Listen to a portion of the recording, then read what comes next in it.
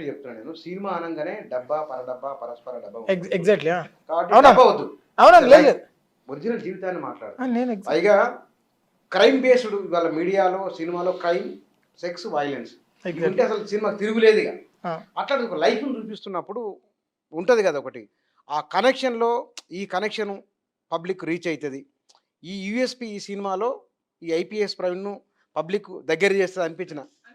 Real లైఫ్లో చాలా మంది ఇప్పుడు మీ క్యాస్ట్ బేస్డ్ తీసుకుందాం, రకరకాల క్యాస్ట్ వాళ్ళు రకరకాల వాళ్ళని సినిమాల్ని సపోర్ట్ చేస్తారండి.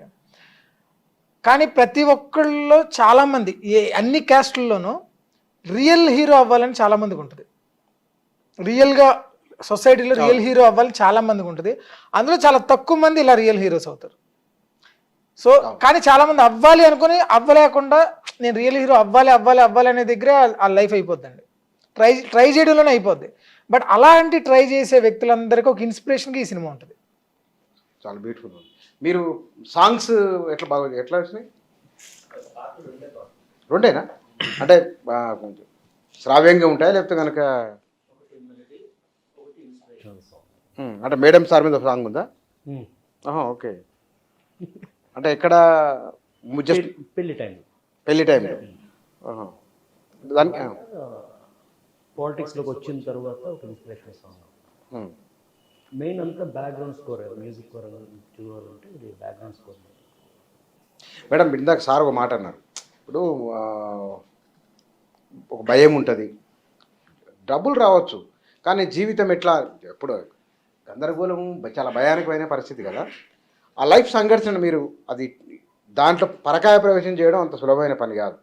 ఏడవాలే భయం అదంతా ఉంటుంది కదా. మీరు కొంచెం నేను చేయగలనా లేదా అనే సందర్భం సన్నివేశం. నేను కూడా ఒక పొలిటీషియన్ వైఫ్ నండి.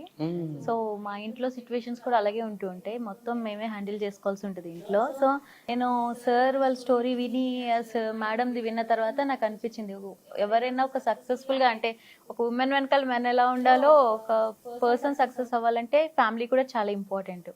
సో మేడం స్టోరీలో నాకు అర్థమైంది ఏంటి అంటే ఆవిడ ఇన్సిస్ట్ చేశారు ఫ్యామిలీ ఇంపార్టెంట్ కదా, కొంచెం ఆలోచించండి, మీరు ఇన్ని ఇయర్స్ జాబ్ వదిలేస్తున్నారు, పొలిటికల్గా వెళ్తా అంటున్నారు, అది సక్సెస్ అవుతామో లేదో తెలియదు, పిల్లలు ఇంకా కూడా సెటిల్ అవ్వలేదు, ఫ్యామిలీ అంతా మిడిల్లో ఉంది, ఎలాగా అని ఆయన అడిగినప్పుడు సార్ చెప్తారు మనం ఫ్యామిలీ ఎలా సెటిల్ అవ్వాలనుకుంటున్నామో అలాగే బయట సెటిల్ అవ్వాల్సిన వాళ్ళు చాలామంది ఉన్నారు, మన పిల్లలతో పాటు వాళ్ళు కూడా నా పిల్లలే అన్నట్టు ఉందన్నమాట స్టోరీలో. సో నిజమే కదా అని ఆలోచన వచ్చింది మాకు కూడా బయట చూస్తున్నప్పుడు. అంటే ఎప్పటికప్పుడు అందరూ సెల్ఫిష్గానే ఉంటున్నారు, నా ఫ్యామిలీ బాగుంటే చాలు, నా పిల్లలు బాగుంటే చాలు అనుకుంటే సార్కి అసలు కొదివేయలేదు, వాళ్ళ ఫ్యామిలీ సేఫ్గా ఉంటారు, ఆయన ఇంకా వర్కింగ్ పీరియడ్ ఉంది కాబట్టి.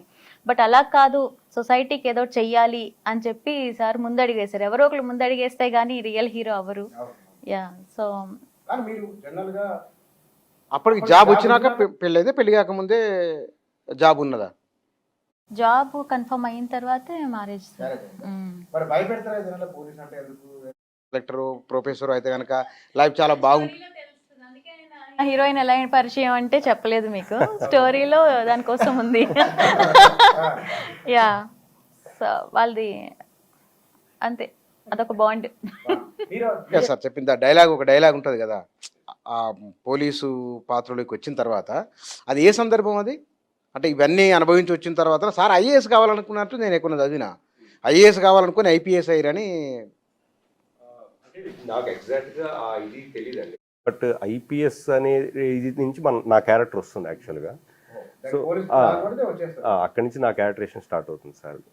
బట్ ఏం లేదు సార్, ఇలాంటి ఫిలిమ్స్ ఏంటంటే ఇందాక ఫస్ట్ సార్ చెప్పినట్టు సినిమా అనే మాధ్యమం రీచ్ ఎక్కువ వెళ్తుందండి. సో ఇప్పుడు చాలా సినిమాలు చూసి చాలామంది చాలా రకాలుగా ఇన్స్పైర్ అవుతారు.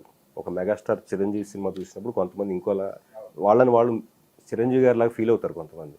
సో ప్రతి సినిమాలోంచి ఎవరో ఒక్కళ్ళు, కనీసం ఒక్కళ్ళైనా ఒక ఇన్స్పిరేషన్ తీసుకుంటారు.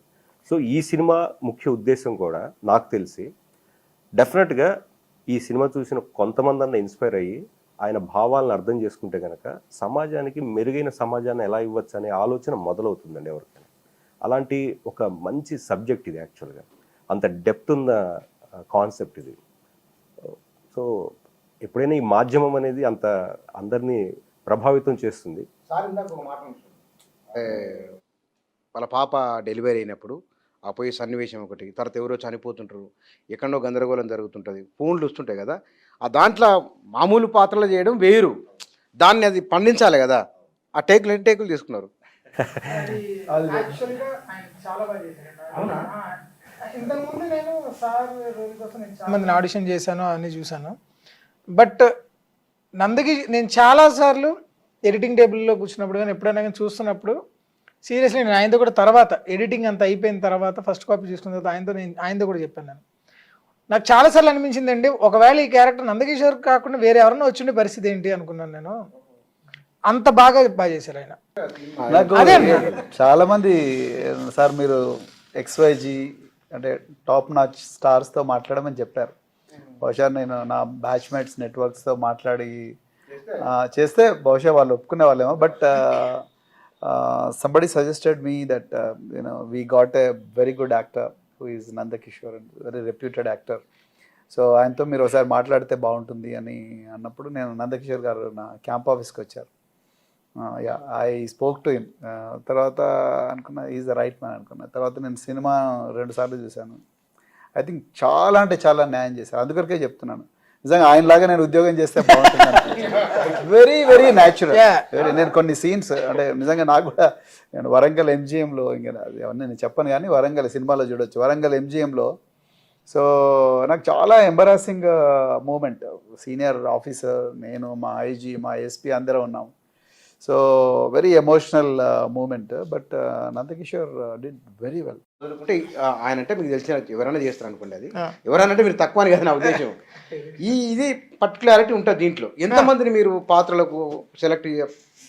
ఆల్మోస్ట్ ఒక 300 మెంబర్స్ని నేను మొత్తం సినిమా మొత్తానికి ఆడిషన్స్ చేశానండి. 300 మంది? 300 మందిని చేశాను. అన్ని క్యారెక్టర్స్ కోసం 300 మందిని చేశాను నేను ఆడిషన్స్ మాత్రం.